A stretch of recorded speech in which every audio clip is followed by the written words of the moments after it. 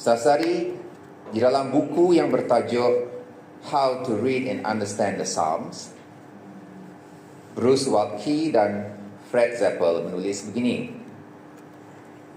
Kitab Mazmur bukanlah koleksi kidung nyanyian yang disusun secara rawak atau bahkan secara topikal. Sebaliknya, ia diatur dengan teliti untuk menyampaikan suatu mesej. Peranan sang editor yang menyusun kitab Mazmur telah lama diperakui oleh komuniti orang Yahudi dan juga orang Kristian sebagai diilhamkan oleh Allah. Nah, saya bermula dengan kenyataan ini kerana kalau kita perhatikan kitab Mazmur ini, sebagai contoh Mazmur 30 yang dibacakan tadi, itu hanyalah satu daripada 150 buah Mazmur. Dan kalau kita bandingkan Mazmur-Mazmur berlainan, contohnya Mazmur 30, bandingkannya dengan Mazmur 31, isi kandungannya sedikit berlainan. Atau bandingkan Mazmur 1 dengan Mazmur 72. Agak berlainan. Ada Mazmur yang memuji Tuhan, ada Mazmur yang meratap dan bertanya, mengapa Tuhan? Jadi ada bermacam-macam jenis Mazmur. Tetapi sebenarnya kitab Mazmur ini bukanlah koleksi Mazmur-Mazmur secara rawak. Jika kita meninjau kitab Mazmur ini secara keseluruhan, kita akan melihat apa yang disebutkan oleh Waltke dan Zappel tadi, peranan atau hasil tangan si editor. Ada orang atau mungkin beberapa orang yang telah memilih-milih mazmur tertentu dan meletakkannya di tempat-tempat tertentu. Dan ini dapat kita lihat berdasarkan susunan kitab Mazmur ini sendiri. Nah, dalam Alkitab kita sudah ditandakan. Sebagai contoh, kalau kita buka keharapan sekali, kita akan dapati Mazmur ini bermula dengan jilid 1. Kan? Saya percaya ada ditandakan di dalam semua Alkitab moden. Melainkan kamu menggunakan Alkitab daripada 100 tahun lalu, saya rasa semua Alkitab sekarang ada ditandakan jilid 1, Mazmur 1 sampai 41. Kan? Kemudian jilid 2, Mazmur 42 sampai 72 dan seterusnya. Ada 5 buah jilid. Ada 5 buah koleksi dalam kitab Mazmur ini. Dan perhatikan di penghujung setiap jilid itu, sebagai contoh dalam jilid 1, di hujung sekali ialah Mazmur 41. Dalam jilid 2, Mazmur terakhirnya adalah 72. Dalam jilid 3, Mazmur terakhir adalah Mazmur 89. Dalam jilid 4, Mazmur terakhir adalah Mazmur 106. Dan sudah tentu jilid 5, Mazmur terakhir adalah Mazmur 150. Nah, perhatikan di hujung setiap Mazmur ini tadi, 41, 72, 89, 106 dan 150, ada suatu doksologi dan semuanya hampir sama. Bunyinya seperti ini: terpujilah Tuhan Allah Israel dari selama-lamanya sampai selama-lamanya. Amin dan amin. Perhatikan di hujung setiap jilid. Dan Mazmur 150 pula, walaupun tidak ada doksologi seperti itu, tetapi seluruh Mazmur itu adalah doksologi. Bermula dengan pujilah Tuhan, langit dan bumi, pujilah Tuhan, pujilah Tuhan, pujilah Tuhan, sampai habis. Itu adalah Mazmur pujian. Mazmur yang penuh dengan pujilah Tuhan. Haleluya, haleluya, haleluya. Jadi saudara-saudari, ini semua adalah hasil tangan orang-orang yang menyusun kitab Mazmur. Nah, persoalannya sekarang, apa tujuan para editor ini memilih mazmur tertentu. Sebagai contoh, mazmur 30 ini diletakkan dalam jilid 1.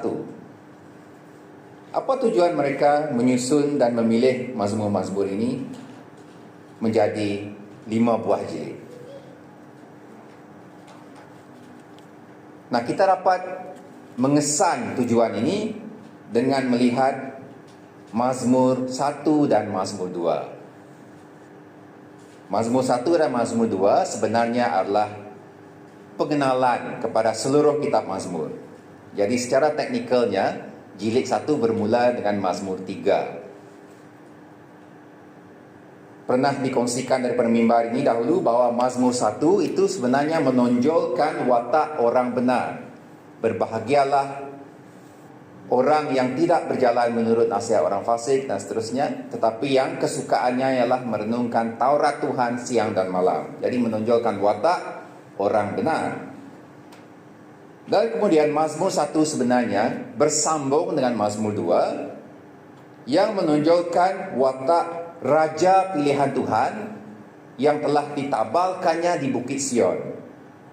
Dan mazmur itu berakhir dengan diberkatilah orang-orang yang berlindung padanya.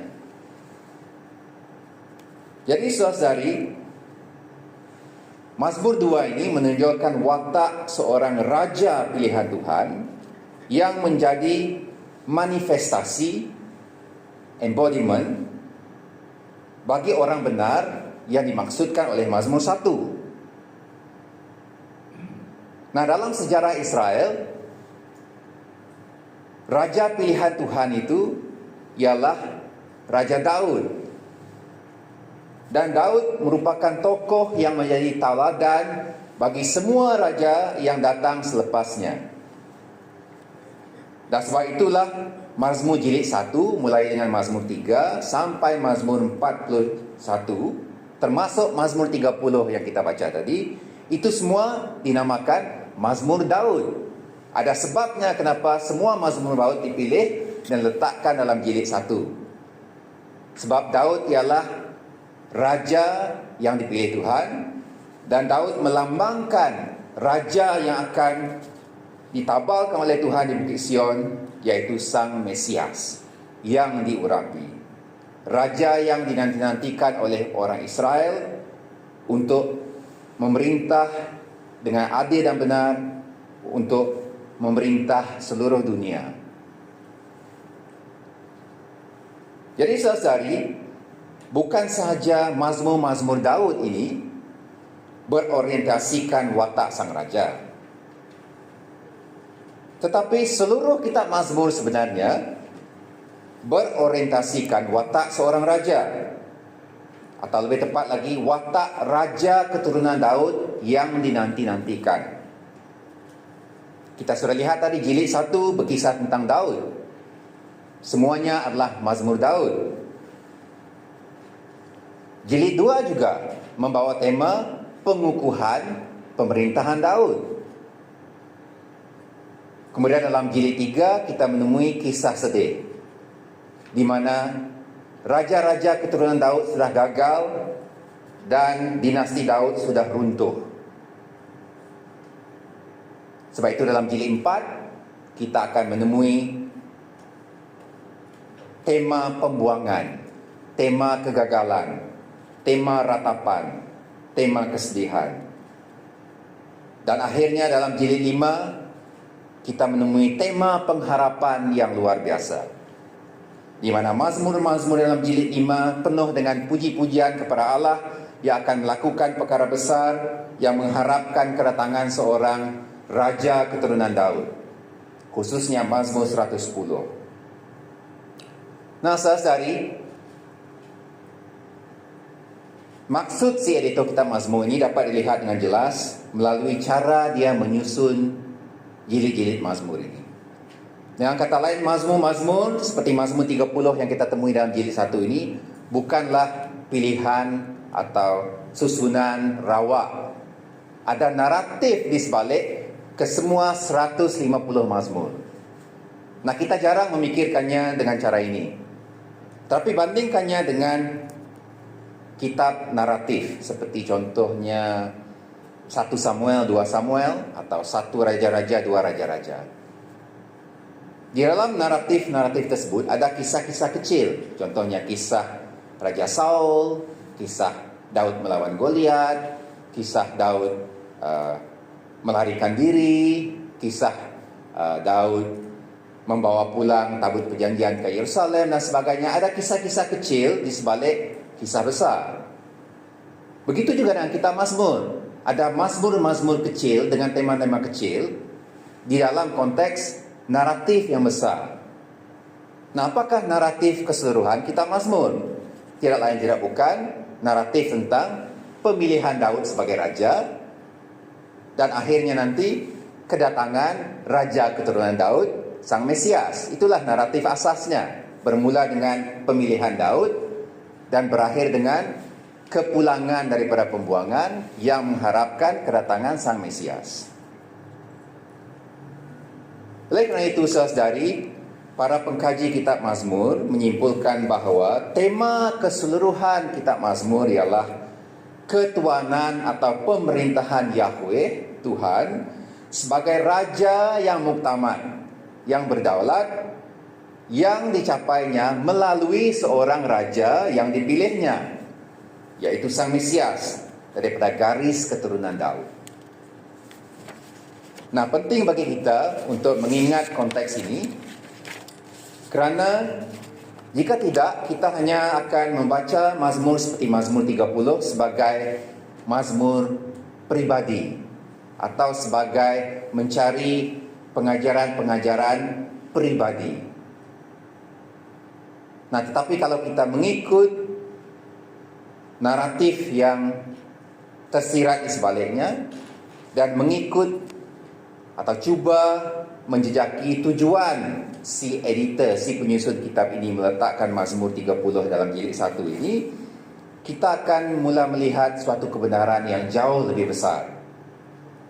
Kita akan melihat apakah ertinya Mazmur ini dalam keseluruhan ajaran kitab suci. Dan ini terbukti dengan kata-kata Yesus sendiri. Kalau kita membuka ke dalam Lukas bab 24 ayat 44, di situ Yesus mengatakan segala yang termaktub dalam kitab Musa, dalam kitab para nabi dan kitab Mazmur berbicara tentang aku, kata Yesus. Jadi kalau segala yang ada dalam kitab Mazmur itu berbicara tentang Yesus, bagaimanakah Mazmur 30 ini yang adalah Mazmur Daud, yang berbicara tentang pergumulan Daud, yang berisi doa-doa dan rayuan Daud, berbicara tentang Yesus? Sekali pandang macam tak ada kena mengenal langsung dengan Yesus. Ini doa Daud. Jadi siapakah yang benar? Yesus atau tanggapan kita tentang Mazmur 30? Jadi itu yang ingin saya sampaikan pagi ini, saudara-saudari, bagaimana Mazmur 30 berkait dengan Yesus. Karena sekali lagi, this is not my idea, this is what Jesus said. Segala yang tertulis dalam kitab Musa, dalam kitab para nabi dan kitab Mazmur berbicara tentang Yesus. Nah, izinkan saya mengutip satu lagi hujah mengenai kenyataan ini daripada N.T. Wright dalam bukunya yang bertajuk The Case for the Psalms. Umat Kristian awal melihat Mazmur atau kitab Mazmur sebagai mengandungi, menzahirkan dan mengungkapkan pelbagai petunjuk ke arah Yesus Kristus. Mazmur-mazmur bergema dengan Yesus kerana dialah pribadi yang berdiri di persimpangan antara keberadaan Allah dan keberadaan manusia. Kisah yang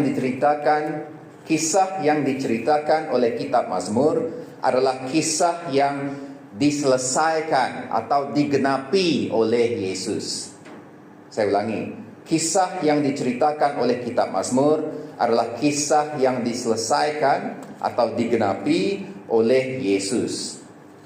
Mazmur merupakan puisi agung mengenai Sang Pencipta dan Allah Perjanjian yang akan melawat dan menebus umatnya dan justru seluruh ciptaannya. Maka sebab itulah umat Kristian yang awal percaya bahawa itulah yang Yesus lakukan, itulah yang tercapai di dalam dan melalui Yesus. Menurut iman Kristian, kitab Mazmur adalah buku doa yang mengarah kepada Sang Mesias. Jadi kalau benar kitab Mazmur ialah buku doa yang mengarah kepada Sang Mesias, kita harus memikirkan bagaimana Mazmur 30 ini mengarah kepada kehidupan dan pelayanan Yesus Kristus. Nah, sekarang baru kita bersedia untuk melihat dengan lebih dekat isi kandungan Mazmur 30. Sehari Mazmur ini bermula dengan ada suatu tajuk atau subscript yang berbunyi, kalau dalam terjemahan TB, untuk pentahbisan bait suci daripada Daud, atau dalam terjemahan AVB, Mazmur Daud, nyanyian untuk pentahbisan tempat beribadat. Jadi nampaknya Mazmur ini ditulis untuk suatu tujuan yang khas, untuk pentahbisan rumah ibadat. Dan kalau kita pernah membaca naratif Perjanjian Lama, kita dapat menemui kisah di sebalik Mazmur ini, yaitu dalam 2 Samuel bab 7, kita menemui bagaimana Daud menyatakan hasratnya kepada Tuhan untuk membina sebuah bait atau sebuah rumah bagi Tuhan. Dalam 1 Tawarikh bab 29 pula diceritakan bagaimana Daud membuat segala persiapan yang perlu untuk membina bait suci ini, yang kemudian diamanahkannya kepada penggantinya, anaknya Raja Salomo, yang akhirnya membinanya setelah Daud meninggal. Jadi ada kemungkinan Mazmur ini ada kaitan dengan cerita itu, kisah di mana Daud berhasrat dan membuat persiapan membina bait suci. Tapi seperti yang sudah dibacakan tadi, Mazmur ini macam tak ada kena mengena langsung dengan bait suci. Tidak ada perkataan bait suci, tidak ada perkataan pentahbisan, tidak ada kisah tentang para imam, tidak ada kisah tentang persediaan atau pentahbisan. What's going on? Mungkin kita boleh katakan ayat 4 itu ada sipi-sipi lah, ada kena mengena sikit. Nyanyikanlah puji-pujian kepada Tuhan, wahai umatnya yang warak, dan bersyukurlah mengingati namanya yang suci. Mungkinlah ada sedikit bunyinya kan. Tapi secara keseluruhan, Mazmur ini tak ada kaitan dengan pentahbisan bait suci. Jadi apa ceritanya ini? Adakah tajuk ini tersalah letak atau bagaimana?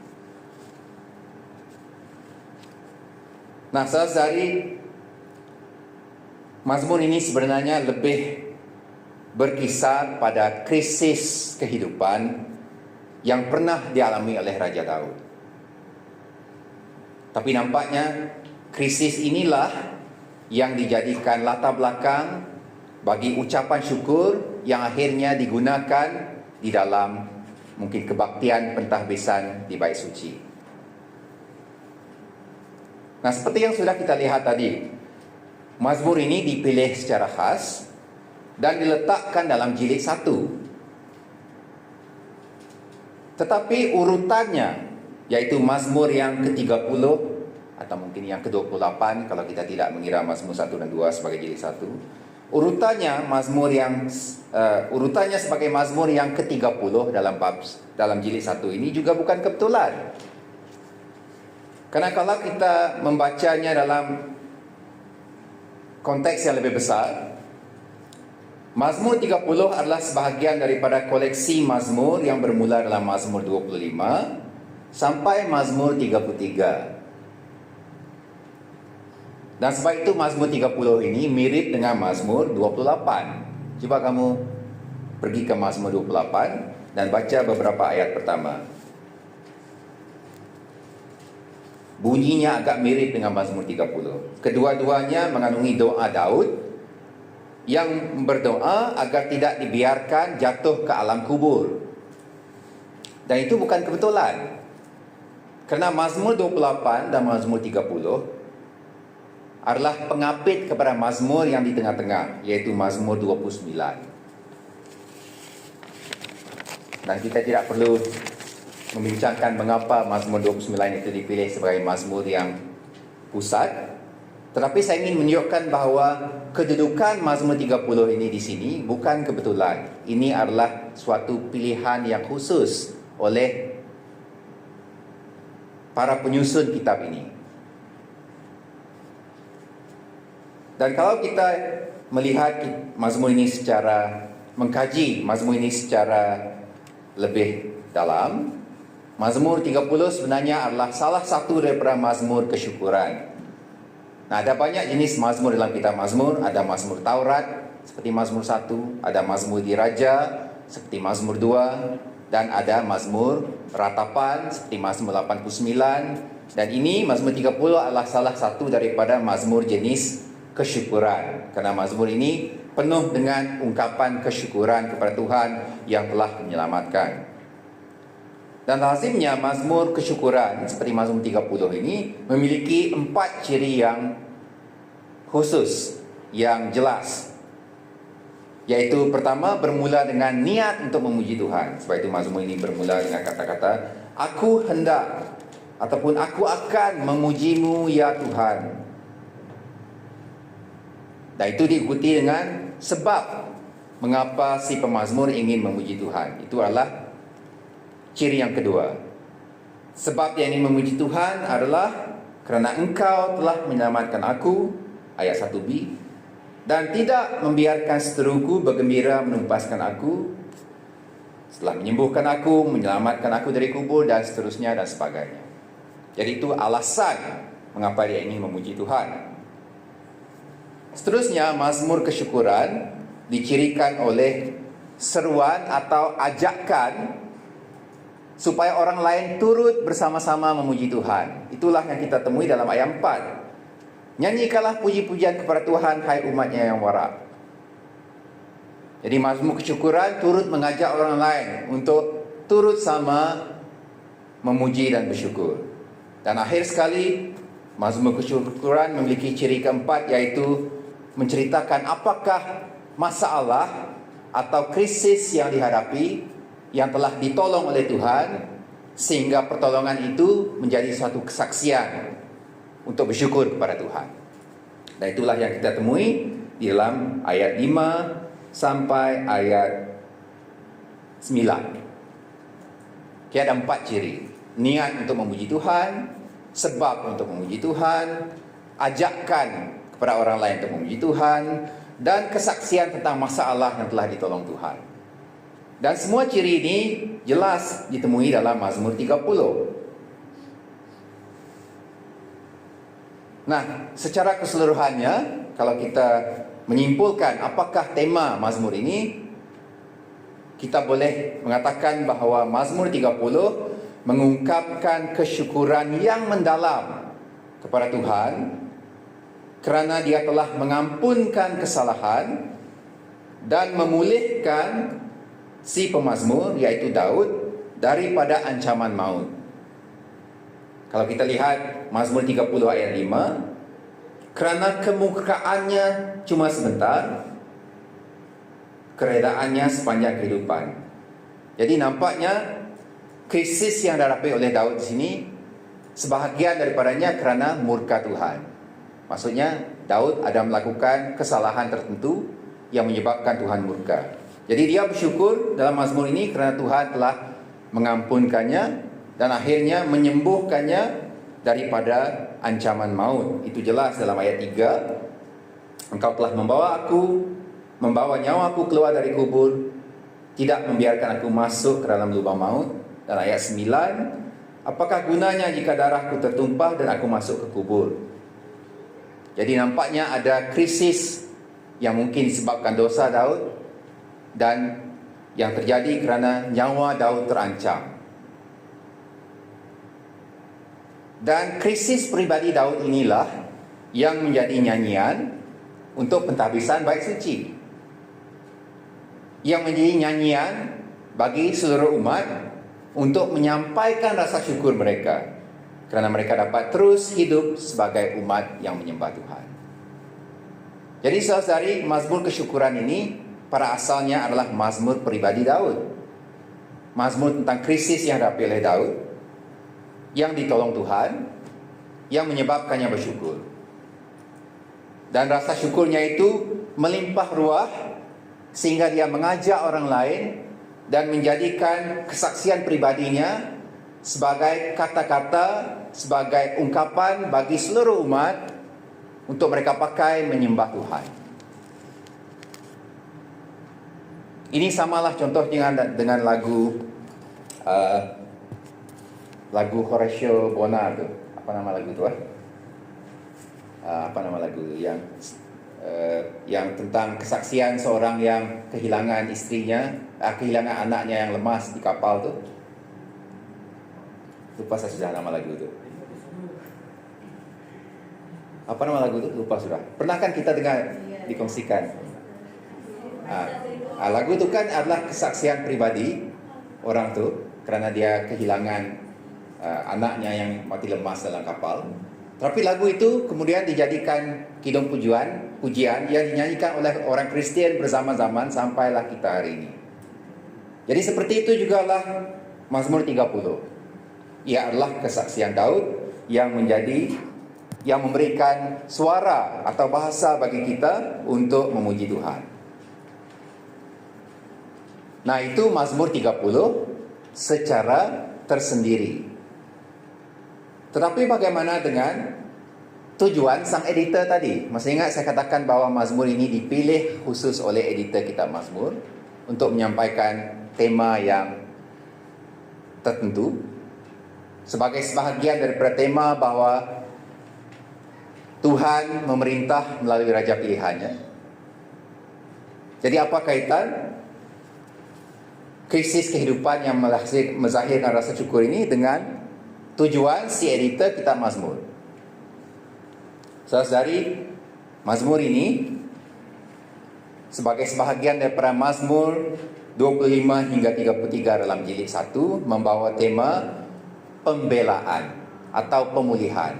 Mazmur-mazmur lain, khususnya Mazmur 25 sampai 33 juga membawa tema yang sama. Tema pemulihan, tema pembelaan. Dan mazmur-mazmur dalam jilid 1 ini menggambarkan pergumulan Raja Daud, menggambarkan perjuangannya sebagai seorang raja pilihan Tuhan. Sebelum dia benar-benar memerintah seluruh Israel. Ini dapat kita lihat kisahnya dalam kitab 2 Samuel, di mana setelah Daud dipilih oleh Tuhan, diurapi oleh Nabi Samuel, dia tidak serta-merta menjadi raja. Dia harus melayani dahulu sebagai seorang prajurit di bawah Raja Saul. Dan kemudian Raja Saul iri hati dengannya, mau membunuhnya. Dia harus melarikan diri bertahun-tahun. Sehinggalah Raja Saul mati, barulah Daud dapat menjadi raja. Jadi Daud harus bergumul, harus berjuang, walaupun sudah dipilih Tuhan, sebelum dapat memerintah seluruh Israel. Jadi Mazmur 30 ini adalah salah satu dari mazmur yang menggambarkan kisah Daud ini, pergumulan sebelum dia bertahta.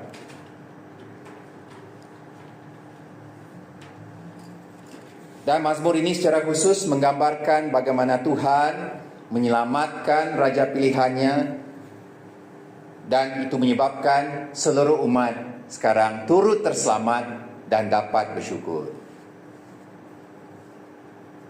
Jadi saudari, apakah pesan mazmur ini bagi kita orang Kristian? Kita sudah melihat tadi maksud mazmur ini menurut pengalaman Daud. Kita sudah melihat tadi tujuan si editor memilih mazmur ini sebagai sebahagian daripada jilid 1. Tapi bagi kita orang Kristian hari ini, ribuan tahun kemudian, apa arti mazmur ini kalau dia tidak ada kena-mengena dengan kita? Nah, sudah tentu mazmur ini ada dalam kitab suci sebab ada pengajaran yang berguna bagi kita. Saudari, watak Daud dalam mazmur seperti mazmur 30 ini menggambarkan watak Sang Mesias yang akan datang.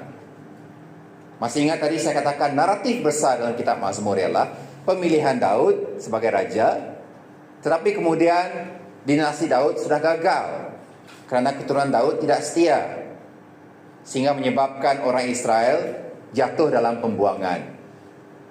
Tetapi dalam jilid 5 kita mula melihat mazmur-mazmur di sana mengharapkan atau menunjukkan, bersaksi bahawa sekarang Tuhan membawa mereka pulang ke Sion dan mereka menantikan Sang Raja keturunan Daud yang dijanjikan oleh Tuhan dalam 2 Samuel 7 agar datang dan melakukan atau memerintah dengan kebenaran. Jadi saudari, segala mazmur Daud,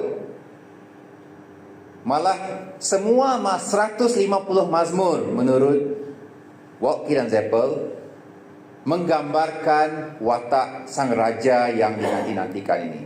Bukan sekadar mazmur Daud atau mazmur diraja, semua 150 mazmur menurut Waltke dan Zeppel, semua itu menggambarkan, membayangkan watak seorang raja yang dinanti-nantikan. Dan kalau ini benar saudari, kita boleh membandingkan watak Raja Daud dalam mazmur 30 dengan Yesus Kristus. Sejauh mana mazmur 30 menggambarkan Yesus Kristus, Sang Mesias yang Tuhan janjikan. Nah, kalau kita melihat kehidupan Yesus sendiri, Yesus juga berdoa memohon Tuhan supaya cawan penghakiman itu diambil daripadanya. Masih ingat kisah Yesus berdoa di Taman Getsemani yang mengatakan, "Ya Bapa, sekiranya mungkin biarlah cawan ini diambil daripadaku." Yesus seolah-olah berdoa supaya dia tidak mati. Tetapi adakah doanya dijawab oleh Bapa? Tidak. Doa Yesus tidak dijawab oleh Allah Bapa, kerana untuk itulah Yesus datang ke dunia, untuk mati menanggung dosa-dosa umatnya. Tetapi dalam mazmur 30, Daud berdoa dan apa yang berlaku? Dia diselamatkan. Nyawanya terselamat daripada alam kubur.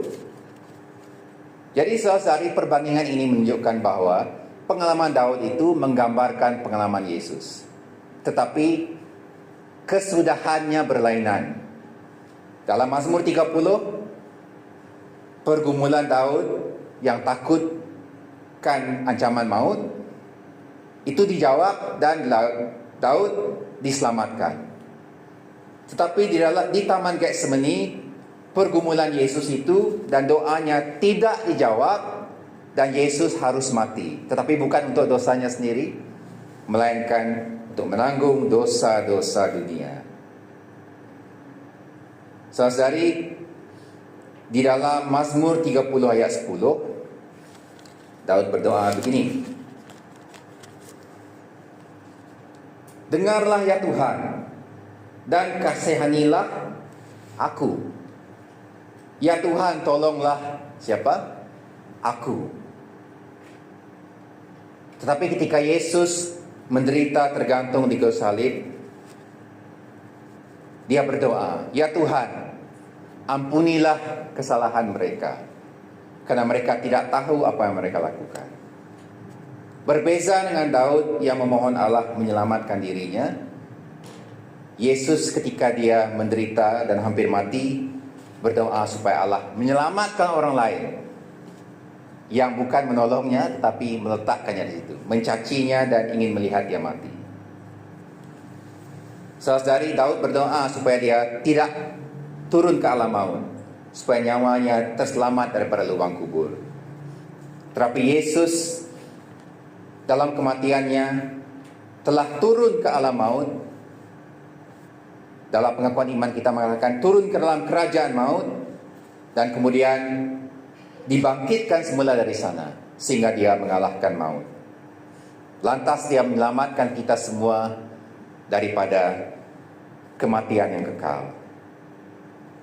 Jadi saudara-saudari, secara tidak langsung Mazmur 30 mengingatkan kita bahwa Kristus telah menyelamatkan kita daripada maut.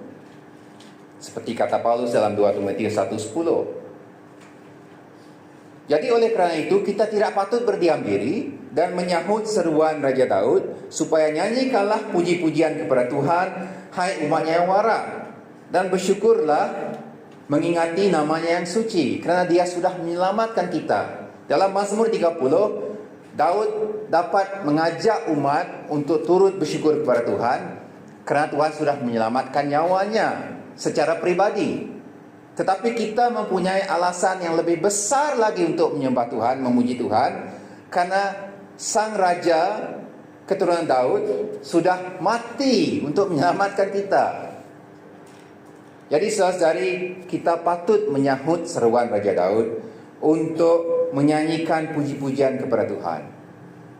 Kita ada alasan yang lebih kuat, yang lebih besar daripada orang Israel yang diseru oleh Daud di sini. Kalau Tuhan menyelamatkan nyawa Daud, itu sudah cukup untuk menjadi inspirasi kepada umat Israel sepanjang zaman untuk menyembah Tuhan. Apalagi kita sudah diselamatkan daripada maut. Kalau dalam Mazmur 30, hanya Daud seorang saja diselamatkan, orang lain turut bersuka cita. Tapi kita sebagai umat perjanjian baru, kita semua sudah diselamatkan. Jadi kita ada alasan yang lebih kuat untuk bersuka cita dan lebih bersuka cita. Saudara-saudari, seperti kata Daud, janganlah kita berdiam diri, tapi sentiasalah bersyukur kepada Tuhan. Seperti kata Daud dalam baris terakhir Mazmur 30. Supaya aku menyanyikan puji-pujian untuk-Mu sepanjang masa. Ya Tuhan Allahku, aku akan bersyukur kepada-Mu selama-lamanya. Saudari, kita ada alasan yang jauh lebih kuat daripada orang Israel untuk memuji Tuhan, bersyukur kepadanya selama-lamanya. Saya harap Anda mengatakan amin. Dan sebagai penutup, saudari, kita boleh menerapkan Mazmur ini lebih lanjut. Cuba kita pikirkan bagaimana agaknya kita dapat berkongsi pengalaman seperti Daud tadi. Pengalaman dia diselamatkan Tuhan daripada ancaman maut. Mungkin kita juga boleh cuba memikirkan bagaimana kita boleh berkongsi mungkin peristiwa atau pengalaman ketika kita mengalami pertolongan Tuhan. Saya percaya setiap kita di sini pernah mengalami pertolongan Tuhan, besar atau kecil. Dan sekiranya kita pernah mengalami pertolongan Tuhan ketika kita menghadapi krisis dalam hidup kita, jadikanlah itu kesaksian kepada saudara-saudari seiman seperti Daud, supaya orang lain turut bersyukur atau mendapat inspirasi untuk bersyukur.